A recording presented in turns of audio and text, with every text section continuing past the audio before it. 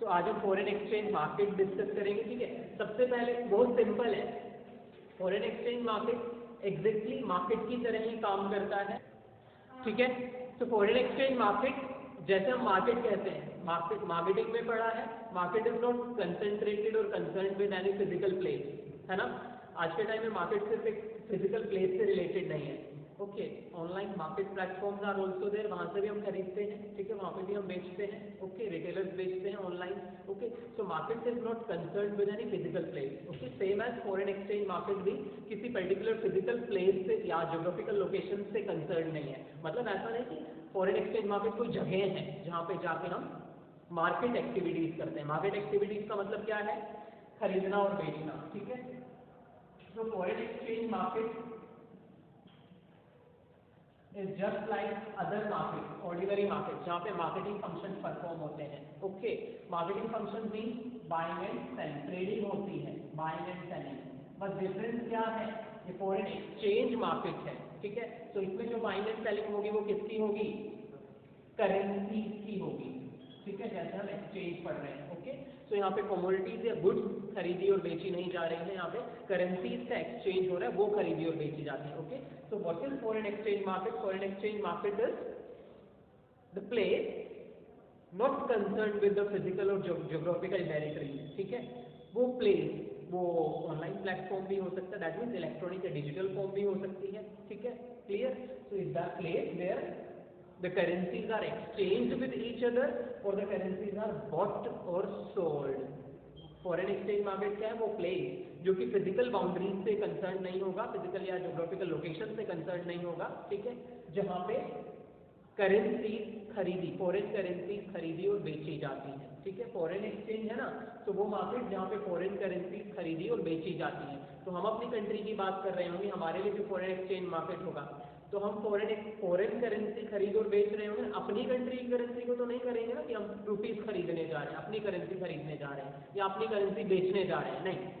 अगर हम अपनी करेंसी दे रहे हैं तो इसका मतलब वो बेचना नहीं हुआ, we are paying for buying the foreign currency. हम फॉरेन करेंसी को खरीदने के बदले पेमेंट कर रहे हैं। ठीक है, तो हर कंट्री के लिए होती है फॉरेन एक्सचेंज मार्केट, जिसमें वो क्या करते हैं कि फॉरेन करेंसी को खरीदते हैं। ठीक है, तो फॉरेन करेंसी की खरीद और बिक्री होती है, बाइंग एंड सेलिंग होती है। ठीक है, मेरे पास अगर फॉरेन करेंसी है तो मैं बेच भी सकता हूँ उसको। क्यों? प्रॉफिट कमाने के लिए।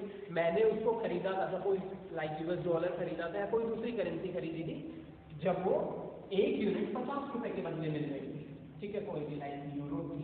ठीक है, ओके, 50 रुपए के, अब वो हो गया है 80 रुपए।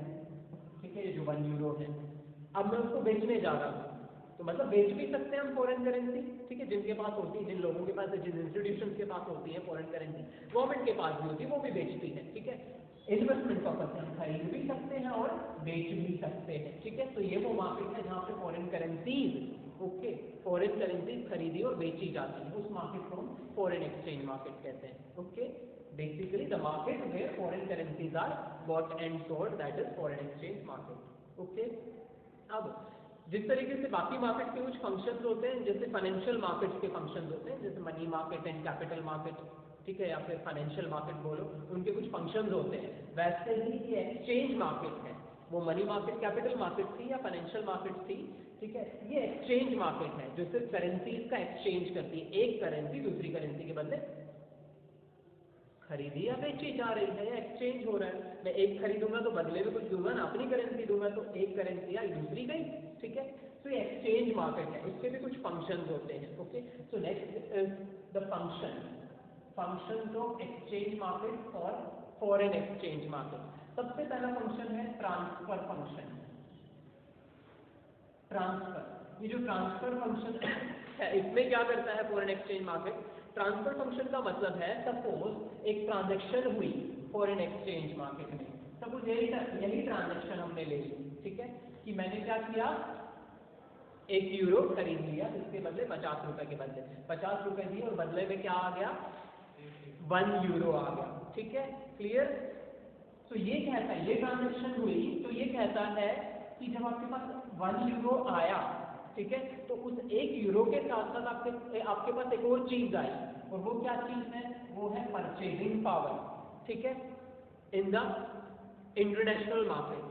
इस 1 यूरो के साथ साथ आपके पास परचेजिंग पावर भी आ गई है, वो परचेजिंग पावर जो आप इंटरनेशनल मार्केट में यूज कर सकते हैं, वो शक्ति, खरीदने की शक्ति, जिसको आप यूज कहाँ करोगे, इंटरनेशनल मार्केट। कहने का मतलब है अब मैं 1 यूरो की कोई भी चीज खरीद सकता हूँ मार्केट में जाके, इंटरनेशनल मार्केट में, ठीक है, क्योंकि वो तो जिस कंट्री का है वो, ठीक है, यूरोपियन कंट्रीज में जाके, ठीक है, मैं उसको यूज कर सकता हूँ, वहां पे जाके 1 यूरो के बदले की कोई चीज खरीद सकता हूँ। तो मेरे पास कितनी परचेजिंग पावर आ गई, 1 यूरो की बराबर आ गई, ठीक है, कि मतलब 1 यूरो से जितनी चीज या जितनी कोमोडिटी या एक कोमोडिटी की जितनी यूनिट 1 यूरो में मिल रही होगी या बिक रही होगी, उनको मैं खरीद सकता हूँ, इतनी पावर मेरे पास आ गई, ठीक है।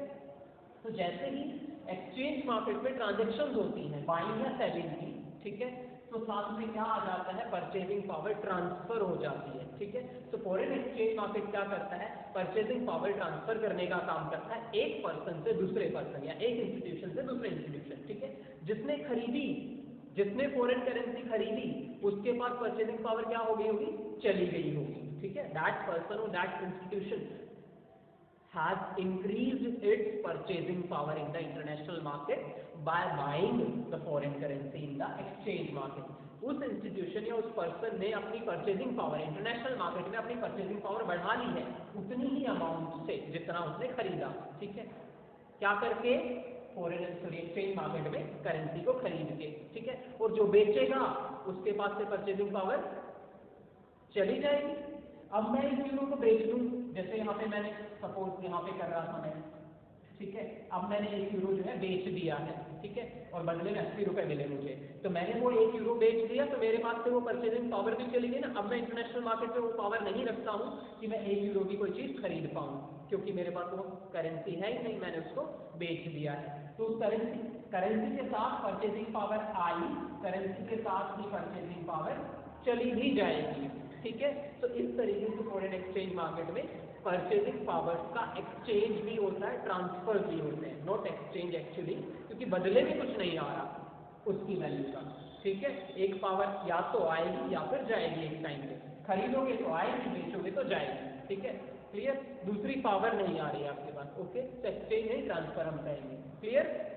फॉरेन एक्सचेंज मार्केट में जब हम करेंसी, फॉरेन करेंसी खरीदते हैं या बेचते हैं, तो साथ में उन करेंसीज के साथ या तो परचेजिंग पावर आ जाती है या फिर चली जाती है, तो उसको हम कहते हैं transfer of purchasing power, okay.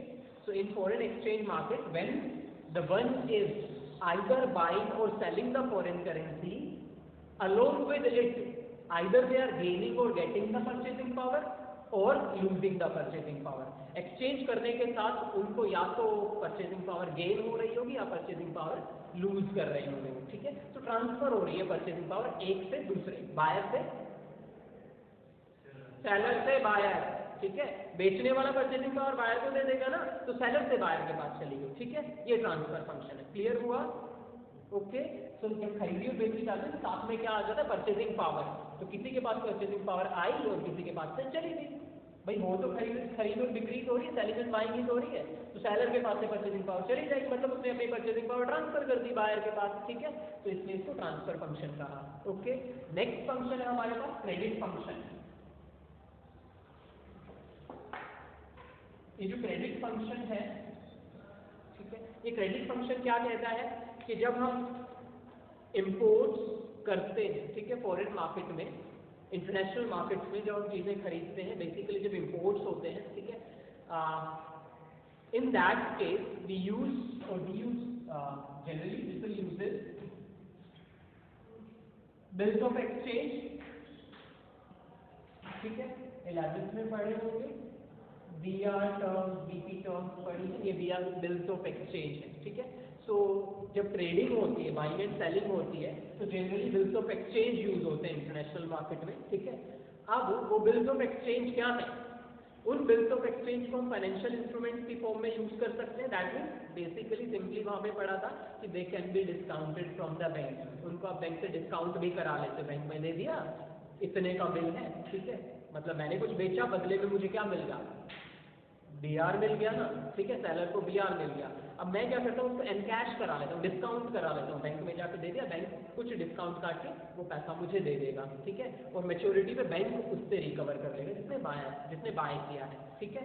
तो इसी तरीके से क्रेडिट फंक्शन भी मीन्स फॉरेन एक्सचेंज मार्केट में भी क्रेडिट फंक्शन परफॉर्म होता है कि जब हम खरीदते हैं एज एन इम्पोर्टर खरीद रहा है ना, तो एज एन इम्पोर्टर लोगों को क्रेडिट की रिक्वायरमेंट होती है, उधार की जरूरत होती है, ठीक है, जब उनके पास वो पैसा या सफिशिएंट अमाउंट नहीं है, ठीक है, तो वो क्या यूज करते हैं, ये बिल्स ऑफ एक्सचेंज यूज करते हैं कि मैं 3 महीने मैक्सिमम 90 डेज का होता है, ठीक है, वो BR या BP जो भी है जब लिखा जाता है, ड्रॉ किया जाता है, तो 3 मंथ उसका मैक्सिमम टाइम पीरियड है, ठीक है।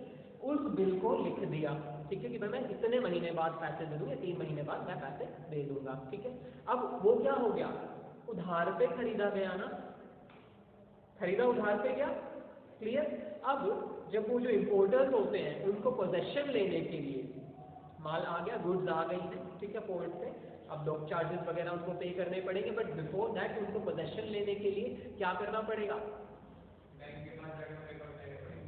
वो पेमेंट करनी पड़ेगी, ठीक है, और उसके लिए वो क्या करते हैं, उस बिल को यूज करते हैं जो बिल्स ऑफ एक्सचेंज है, ठीक है, उसको यूज करते हैं। अब वहां पे क्या है, वो exchange bank, okay, not all bank, वो बैंक एग्जिस्टेंस में आते हैं जो फॉरेन एक्सचेंज का काम करते हैं, ठीक है, जिनके पास फॉरेन करेंसी को एक्सचेंज करने का काम करते हैं। उन बैंक के पास जाके ये उन बिल्स को एनकैश या डिस्काउंट करा लेते हैं, ठीक है। तो यहाँ पे क्या आया, एक तरीके से उधार दिया गया, किसके बदले, बिल ऑफ एक्सचेंज के बदले, और वो उधार क्या था, कहां से आया, इस मार्केट से ना, ये जो फॉरेन एक्सचेंज मार्केट थी। अब देखो क्या कहा इम्पोर्टर क्या किया, बिल को क्या करा लिया, बैंक से जाके एनकैश करा लिया, क्योंकि उसे गुड्स की पोजेशन लेनी थी, बिल तो थे लेकिन पैसा नहीं था, तो पोजेशन लेने के लिए उन्हें पेमेंट करना पड़ेगा, ठीक है। या फिर हम कहें कि मैंने क्या किया, बिल लिख के दे दिया या बिल एक्सेप्ट कर लिया। बिल लिखता तो कौन है, सेलर लिखता है, एक्सेप्ट कौन करेगा, बायर एक्सेप्ट करता है, ठीक है, मैंने एक्सेप्ट कर लिया। अब सेलर के पास क्या पैसा गया, क्या गया, BR गया उसके पास, ठीक है। अब वो उस BR को क्या करा लेगा, एनकैश करा लेगा, ठीक है। अब वो एनकैश कराएगा, तो जब लिख के दिया था तो वो जो पेमेंट थी, खरीदा था इंपोर्ट, तो जो आपकी इंपोर्ट्स और एक्सपोर्ट्स हैं उनको हम क्या कहते हैं, किसमें मेजर करते हैं, $20,000 का इंपोर्ट कराया इंटरनेशनल मार्केट में। इस वैल्यूएशन में आपने खरीदा होगा या बेचा होगा, इस वैल्यूएशन में, ठीक है, 20,000 के इंपोर्ट्स कराए थे, तो बिल में भी क्या लिखा जाएगा, यही चीज लिखी जाएगी, उसकी अमाउंट की कितने का बिल है या कितना पेमेंट करना है। अब उसको पैसा कितना चाहिए, बेचने वाले को पैसा तो चाहिए ना, इतना ही अमाउंट का चाहिए। अब वो इतना अमाउंट कहां से उठाएगा, foreign exchange market, basically bank से उठाएगा, और वो bank as an agent exchange market में काम कर रहे हैं। कौन से बैंक, सिर्फ वो बैंक जो एक्सचेंज बैंक हैं, जो फॉरेन एक्सचेंज करने का, फॉरेन करेंसी को खरीदने और बेचने का काम करते हैं, जहां पे जाके तुम फॉरेन करेंसी चेक मीन बदलवा सकते हो, मतलब या तो खरीद सकते हो या बेच सकते हो। मेरे पास डॉलर्स है, मैं डॉलर को रुपये में एक्सचेंज करा सकता हूँ, या रुपये है तो रुपये को डॉलर में एक्सचेंज करा सकता हूँ, वो एक्सचेंज बैंक है। तो वो उस बिल के थ्रू इतना पैसा उठा लेगा या इतने से डिस्काउंट करके जितना मर्जी उसको अमाउंट मिलेगा, ठीक है। तो यहाँ पे क्या किया, एक तरीके से मुझे उधार मिल गया, पैसा पे तो नहीं किया अभी, लेकिन अभी उधार मिल गया। पोजेशन लेने के लिए आपको पेमेंट करनी पड़ेगी, और उसके बिल, उस बिल के बदले आपने क्या कर दिया, इनकैश करा लिया, और वो पेमेंट आपने करा दी जिसको, जिससे आपने माल खरीदा था, ठीक है। तो एक तरीके से वो क्रेडिट, वो बिल आपके लिए गारंटी का काम करता है। बैंक आपको क्यों देगा, क्योंकि आपके पास वो बिल है, ठीक है, कि इतने अमाउंट का मैंने खरीदा है और इतने टाइम बाद वो पेमेंट आने वाली है। तो एक तरीके से वो गारंटी या सिक्योरिटी का काम करता है, तभी तो उस पर एनकैश करके देगा, अदरवाइज नहीं करेगा, ठीक है। तो वो उधार किसकी वजह से पॉसिबल हुई, जब ये एक्सचेंज मार्केट एग्जिस्टेंस में आई। अगर वो bank as an exchange bank काम ही नहीं कर, फॉरेन करेंसी में डील ही नहीं करता, तो क्या आपको वो डॉलर प्रोवाइड कर पाता, नहीं ना। सो वो एक्सचेंज मार्केट थी जिसमें बैंक एज एन एजेंट काम कर रहा था, जिसके पास फॉरेन करेंसी थी, वो खरीद या बेच रहा था, तभी तो रिजर्व थे उसके पास, जिसने आपको इतने अमाउंट पे कर दिया। ठीक है, तो इस तरीके से क्रेडिट उधार देने या लेने का काम करते हैं बैंक या फॉरेन एक्सचेंज मार्केट की वजह से फंक्शंस परफॉर्म हुए, क्योंकि बैंक ने कहाँ से उठाया होगा, एक्सचेंज मार्केट से तो बैंक के पास आया होगा।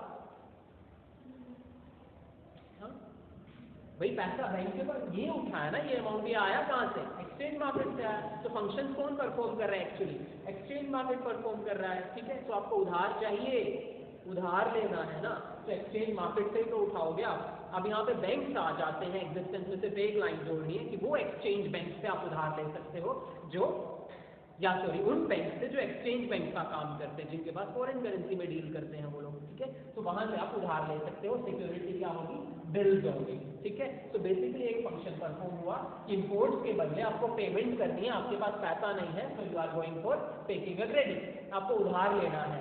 अब उधार, अब आप जाओगे लाइक पीएनबी में चले गए या एक्सिस में चले गए, तो आप इतना तो नहीं कहोगे कि मैं 20,000 रुपए उधार ले लिए मैंने, क्या इंपोर्टर्स को पे कर पाओगे, नहीं ना। आपको क्या चाहिए, डॉलर्स चाहिए।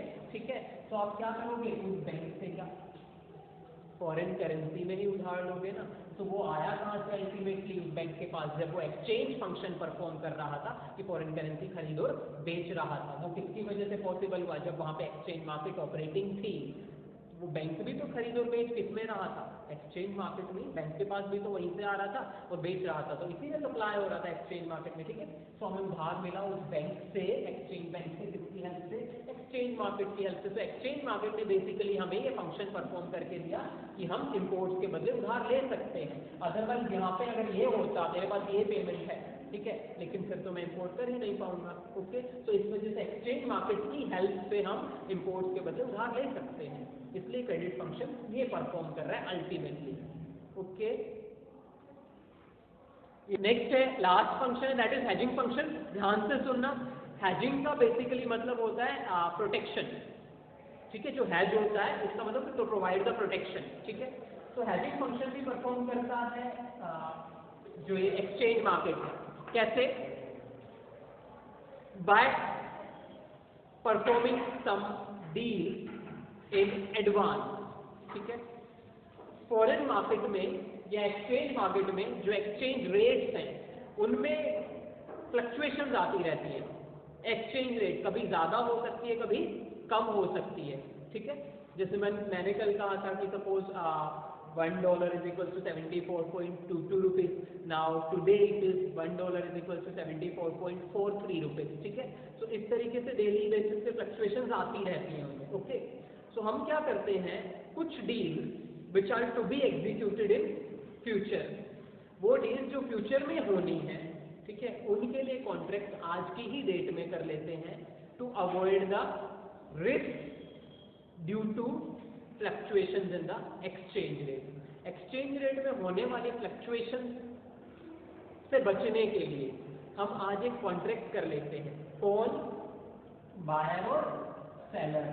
ठीक है, ये क्या कहता है, दोनों को रिस्क होता है भाई। जो बायर है उसको ये रिस्क है कहीं बढ़ गई, अगर एक्सचेंज रेट इंक्रीज हो गई तो मुझे घाटा हो जाएगा। ठीक है, जैसे बढ़ जाने का मतलब है ये बढ़ गई। ठीक है, तो मुझे आज तो ये है मेरे, अगर मैं एक महीने बाद अगर लाइक डील करूंगा तो मुझे इतना पे करना पड़ेगा, इस वैल्यू की कोई चीज, $1 की वैल्यू की कोई चीज खरीदने के लिए 60 रुपए पे करना पड़ेगा अगले महीने। ठीक है, क्लियर, ये तो बायर सोच रहा है कहीं ऐसा हो गया तो मुझे घाटा हो जाएगा। सेलर को भी रिस्क होता है, वो क्या सोच रहा है, एक्सचेंज रेट कहीं गिर ना जाए, ये उल्टा ना हो जाए, अब ये है और कहीं ऐसा ना हो जाए तो मुझे नुकसान हो जाएगा, आज ही डील कर लूं मैं। ठीक है, क्लियर, तो दोनों को रिस्क होता है। रिस्क किस चीज की वजह से अराइज हो रहा है, एक्सचेंज रेट में फ्लक्चुएशन की वजह से। ठीक है, तो दोनों क्या करते हैं, पता किसी को भी नहीं है कि क्या होने वाला, दोनों क्या करते हैं, आज की डेट में कॉन्ट्रैक्ट कर लेते हैं। ठीक है, they enters into a contract, both buyer and seller enters into a contract for a deal which is to be executed in near future, उस डील के लिए जो कि नियर फ्यूचर में, आज मुझे खरीदना है, आज ना मुझे आज खरीदना है और ना इसको आज बेचना है, क्योंकि वो चीज बनी ही नहीं है अभी तक। ठीक है, तो आज ट्रांजैक्शन नहीं हो सकती, आज डील नहीं हो सकती है। ठीक है, डिलीवरी नहीं हो सकती कहने का मतलब, ठीक है। वो कभी नियर फ्यूचर में, 1 महीने बाद, 2 महीने बाद, लेकिन आज हम क्या करते हैं, कॉन्ट्रैक्ट कर लेते हैं कि मुझे 10,000 यूनिट्स चाहिए किसी भी चीज़ की, 1 महीने बाद आप डिलीवर कर देना, ठीक है, क्लियर। ओके, तो यहाँ पे हम एक्सचेंज मार्केट में क्या पढ़ रहे हैं, फॉरेन करेंसी, ठीक है, का एक्सचेंज हो रहा है, क्लियर। तो जब हम खरीद और बेच रहे हैं, मतलब लाइक बाइंग एंड सेलिंग हो रही है, तो मैं कहता हूँ कि मुझे इतनी यूनिट 1 महीने बाद चाहिए, अभी नहीं चाहिए, ठीक है, और मैं इस रेट से पेमेंट करूंगा, एक्सचेंज रेट ये रहेगी, ठीक है, एक्सचेंज रेट ये मान ली गई है, तो ये एक्सचेंज रेट मैं फॉलो करूंगा, इस रेट से मैं पे करूंगा, ठीक है, इस रेट से मैं पेमेंट करूंगा। अब सेलर सोचता है कि आज ये है, ठीक है, कल को कहीं ये ना हो जाए, आज 50 रुपए है, कल को कहीं 45 ना हो जाए, ठीक है, तो मुझे घाटा हो जाएगा 5 रुपए पर यूनिट के हिसाब से, ठीक है। तो वो भी कहता है ठीक है, clear, done, deal done, exchange rate ये होगी या रेट ये होगी, और सप्लाई एग्जीक्यूशन 1 महीने बाद होगा, ठीक है। तो रिस्क को दोनों ने क्या कर दिया, अवॉइड कर दिया, एक प्रोटेक्शन ले ली, एक शील्ड ले ली आज डील करके, कि डिलीवरी तो होगी 1 महीने बाद, ठीक है, जो भी गुड्स एंड सर्विसेज जो भी है उसकी डिलीवरी या एग्जीक्यूशन 1 महीने बाद होगा, लेकिन पेमेंट जब भी होगी वो इस रेट से होगी, ठीक है, चाहे 1 महीने बाद डिलीवरी हो रही है, चाहे 2 महीने बाद हो रही है, पेमेंट आज के रेट से होगी, ठीक है, पेमेंट आज के रेट से होगी, क्लियर। तो जो रिस्क फ्यूचर में होने वाले हैं, किसी को भी हो सकता है, वो रिस्क किसको भी हो सकता है, अगर ये हो जाए 50 से 60 हो जाए, वो रिस्क किसको भी हो सकता है 50 से 45, दोनों को ही फायदा है अभी, क्योंकि पता किसी को भी नहीं है कि वो डाउनवर्ड जाएगा या अपवर्ड जाएगा। तो दोनों ने क्या किया, आज डील करके, वो डील एक शील्ड है उनके लिए उस रिस्क के अगेंस्ट, कि आज डील हो गई है तो पेमेंट इसी हिसाब से होगी, ठीक है। अगर 1 महीने बाद रेट ये हो जाती है, एक्सचेंज रेट ये हो जाती है 45 रुपीज, 45 इक्वल टू $1, अगर एक्सचेंज रेट ये हो जाती है तो भी पेमेंट इसी हिसाब से होगी। अगर 1 महीने बाद एक्सचेंज रेट ये हो जाती है तो भी पेमेंट इसी हिसाब से होगी, ठीक है, ये वाला हिस्सा जो डील हुई है पेमेंट करने के लिए, ओके। तो इन्होंने क्या किया, अपने रिस्क को मिनिमाइज करने की कोशिश की, क्योंकि दोनों सोच रहे हैं अपने पॉइंट ऑफ व्यू से कि अगर बढ़ गई तो मुझे लॉस होगा, ये कह रहे हैं अगर घट गई तो मुझे लॉस होगा, पता किसी को भी नहीं है, तो मैं अपना रिस्क कम करना चाहता हूँ, और मुझे रिस्क किस में ज्यादा हो रहा है, इस वाले में ज्यादा हो रहा है। अगर यहाँ हो जाए ये, इससे ज्यादा रिस्क है क्या ये, नहीं ना, कम है तो, लेकिन कम रिस्क है इसमें, ठीक है, लेकिन ज्यादा रिस्क इस केस में हो रहा है, ठीक है, क्लियर। तो अगर मैं आज भी करता हूँ, अगर मैं आज भी करता हूँ, सी आज भी अगर डील करता हूँ तो कितना पे करना है, कितना, आज भी इतना तो पे करना ही है ना, तो मैं क्यों सोच के चलूँ कि कल को इतना हो जाएगा, क्या पता इतना हो जाए, क्लियर। तो रिस्क अवॉइड करिए इसमें अपने पॉइंट ऑफ व्यू से, कि आज भी अगर करूँ तो इतना तो पे करना ही करना पड़ेगा, इससे कम तो नहीं है, और यही चीज मुझे 1 महीने बाद भी पे करनी पड़ेगी, ओके।